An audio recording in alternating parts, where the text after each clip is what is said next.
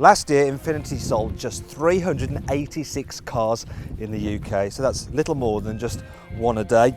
On the plus side, that does mean that an Infiniti is more exclusive than an Aston Martin because they sold almost 1,000 cars. However, Infiniti reckons this new Q50 will give them a proper foothold in the British market. Actually, I've got a proper seat hold here. The design of this light actually makes it a great perch. There are lots of other sharp angles on the rest of the car, which create a distinctly Japanese design to lure people away from the more predictable German compact executive cars.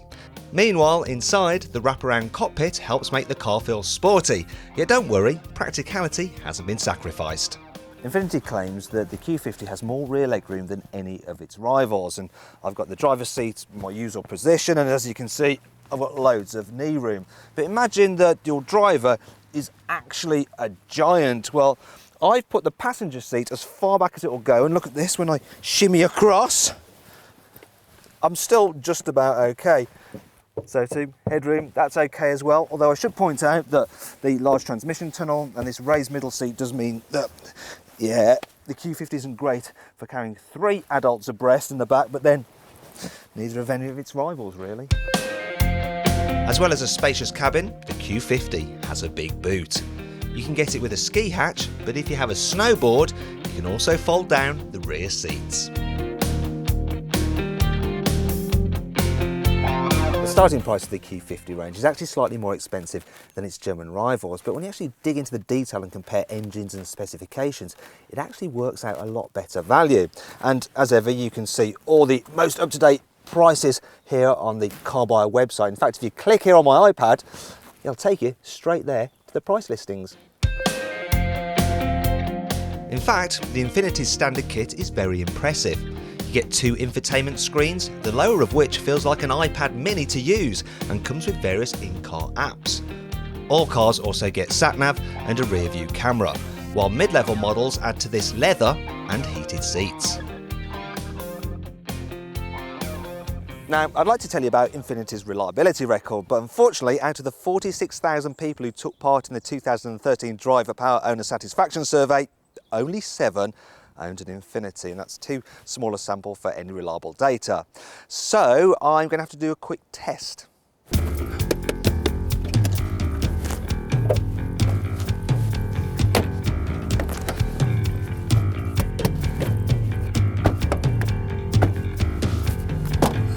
Well, yeah, as far as I can tell, the Q50 seems pretty well screwed together.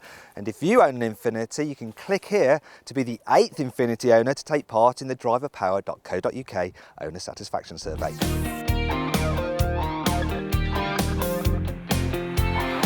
You can get the Q50 with the V6 petrol electric hybrid, which can go from 0 to 62 miles an hour in just 5.1 seconds, yet returns 46 miles per gallon. However, the big seller in the UK will be the 2.2 litre diesel, which can hit 62 miles an hour in under 9 seconds and can do over 60 miles per gallon. The Q50 is a very good car for long distance commuting because it's very comfy to travel in. You've got hardly any wind noise entering the cabin, it feels nice and comfortable. You've also got special sound cancelling software that comes through the speakers to help neutralise the engine noise, and it's a bit like those systems that you get for headphones on airplanes. And the suspension does a good job of dealing with bumps in the road. You've also got pretty decent handling, and yeah, you've got lots of grip and hardly any body roll through corners. Combine this with a rear drive chassis and the fact that 4-time Formula 1 champ Sebastian Vettel helped hone the car's driving characteristics, and you should have a car which is as much fun as a BMW 3 Series.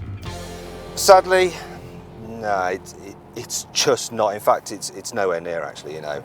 And the main reason for that is the steering, which is just, how do I best describe this? The steering is horrible. And the reason for that is that basically, I know that if I turn the steering wheel left, the car will go left, and if I turn it right, it will go right, but I'm never sure by how much I turn it, it will actually make the car turn. It just seems so random, and as a result, when you're going through a long sweeping corner, you find yourself constantly having to make lots of little corrections there like that, a bit like Sebastian Vettel does in his Formula 1 car, only of course he's travelling on the limits of grip and usually at 1,000,000 miles an hour, and I'm doing 50. If you want, you can make the steering worse by going for the optional steer-by-wire system. It lets you alter the weight and response of the steering, but sadly you will never find a setting which feels natural. Then, there are a few problems specific to the diesel model. Now, sorry Infiniti, but the gearbox, the manual gearbox, it's just so horrible and springy, and it kind of feels like you're just stirring some cake mix. And I don't like the clutch either. It's just so, it feels like it's gooey. It's almost like you've got the cake mix that you've been stirring with the gear stick and then just shoved it all in the clutch. And then when you're done driving and you pull up, and if you've not got the stop-start mode engaged, you notice that the engine is actually pretty rough, and you can feel the vibrations coming through into the cabin and, kind of wobbling your jiggly bits, and you can actually notice it down here. I mean, look at that. Oh, actually, I think I quite like that. Other minor problems include some cheap-feeling switches and the fact that while there are good door bins up front, there are none in the back. Dull.